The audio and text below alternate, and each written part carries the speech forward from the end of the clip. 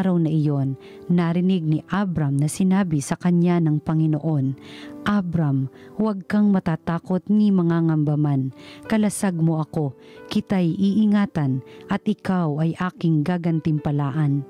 Ngunit sinabi ni Abram, "Panginoon, ano pong gantimpala ang ibibigay mo sa akin?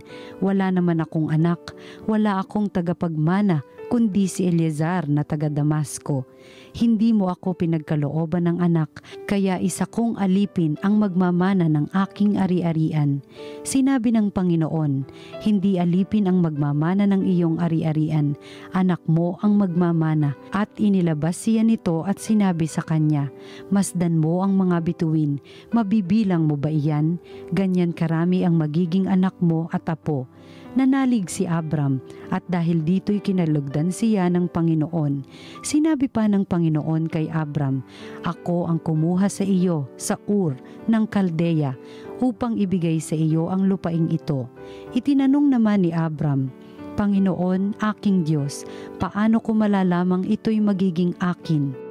Sinabi sa kanya, "Dalhan mo ako ng isang baka, isang kambing at isang tupa, bawat isa'y 3 taon ang gulang. Magdala ka rin ng isang kalapati at isang bato-bato." Dinala nga ni Abram ang lahat ng iyon at biniyak ang bawat isa maliban sa mga ibon. Inihanay niyang magkakatapat ang pinaghating hayop. Bumaba ang mga buwitre upang kanin ito, ngunit itinaboy sila ni Abram. Nang kumikiling na ang araw, nakatulog ng mahimbing si Abram at nagkaroon ng isang nakatatakot na pangitain. Pagkalubog ng araw at laganap na ang dilim, biglang may lumitaw na palayok na umuusok at maningas na sulo na dumaan sa pagitan ng pinatay na mga hayop. At ng araw na yaon, nakipagtipan ang Panginoon kay Abram.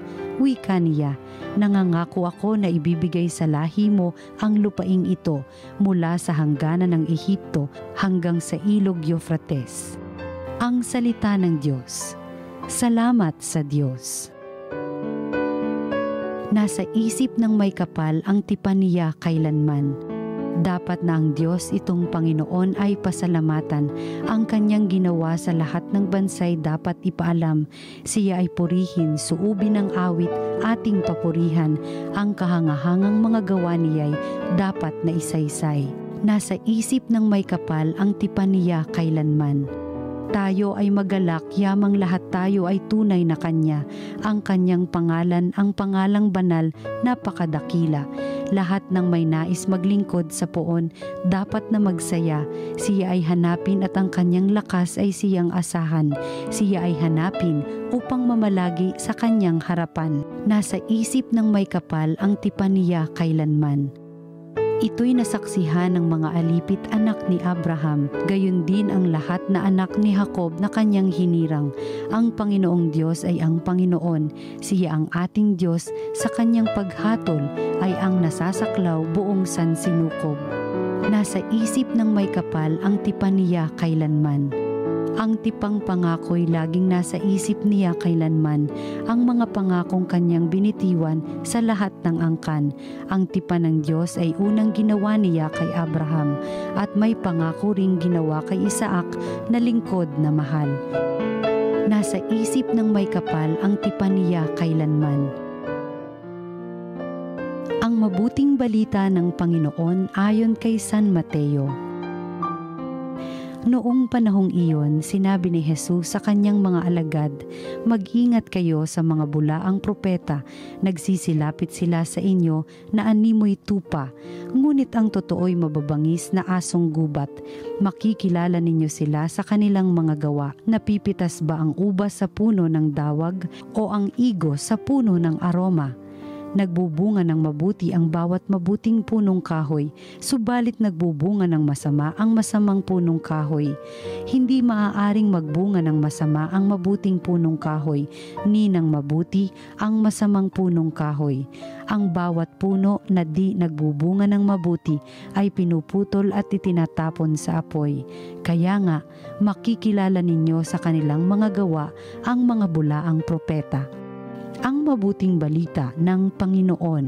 Pinupuri ka namin, Panginoon.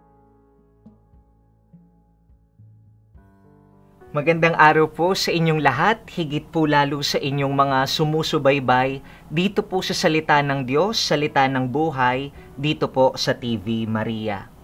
Mga kapatid, sa ebanghelyo po natin sa araw na ito, binibigyan po tayo ng babala or warning ni Jesus. Saan niya po tayo binabalaan? Binabalaan niya po tayo tungkol sa mga bulaang propeta o mula sa ating mga bulaang kaibigan. Actually, nasa gospel na rin po inilarawan ni Jesus, sino ba tong mga bulaan na ito? At baka sa ibang kabataan na nakikinig at nanonood ngayon, Father, ano ba yung bulaan? Ano yung bulaang kaibigan, bulaang propeta? Sabi po ni Jesus, ang mga bulaan, sa labas, mukha daw silang tupa. Ano bang itsura ng tupa, ng lamb, ng kordero, ng sheep? 'Di ba parang ang bait-bait tignan, ang para silang hindi makabasag pinggan, or sa language natin ngayon, parang ang cute-cute. Pero, ang ugali, ang pananalita, ay mabangis at mapanakit, katulad ng mga asong gubat. Yan ang mga bulaan. Malambing, cute sa labas, pero ang ugali, ang pananalita, mabangis at mapanakit katulad ng mga asong gubat. Kaya mga kapatid, imbitasyon sa atin ni Jesus, maging mapanuri, maging matalas kung ang mga nakapaligid sa atin, mga bulaan o totoo. And you might ask me, Father, sige nga po, paano ko ba madidistinguish sa panahon ngayon sino ang mga totoong kaibigan at sino po ang mga bulaan? Isang praktikal na payo ko po sa inyo. Pansinin niyo po yung mga topics ninyo sa inyong mga conversation. Kapag natututo ka, kapag lumalalim ka, pag may bago kang nalalaman sa iyong mga kasama, sabihin ko po sa iyo, yung kaibigan mong yan, totoo yan. Pag natututo ka ng mga trivias, facts, mga reflections, pagninilay, yung lumalalim ka, lumalago ka, sasabihin ko sa'yo, totoo yung kaibigan mong yan.